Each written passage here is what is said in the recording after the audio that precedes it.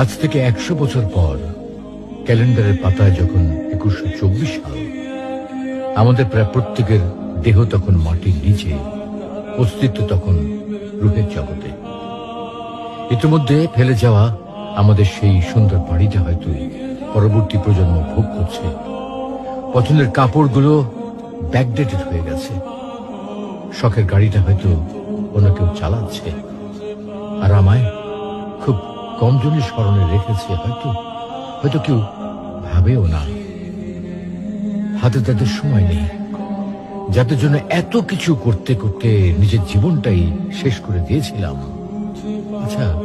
আচ্ছা, বাস্তবতার এই জীবনে আপনি আপনার দাদাকে কতবার স্মরণ করেন? আপনার দাদির কথা আপনি কখনো কি আপনার মনে পড়ে? পৃথিবীর বুকে আজকে এই বেঁচে থাকা, এত হইচই, এত মায়া কান্না এভাবেই চলছে। গত হওয়া অসংখ্য প্রজন্মকে টপকে আমরা এই জীবন লাভ করেছি। তেমনিভাবে আগামীতে অসংখ্য প্রজন্মের ভিড়ে হারিয়ে যাবে আমাদের এই জীবন। কিন্তু খুব কম লোকই সময় পায় ফেলে যাওয়া জীবনটা একটু ফিরে দেখার। বাস্তবতা হচ্ছে এই জীবনটা আমাদের কল্পনার চেয়েও অনেক অনেক ছোট।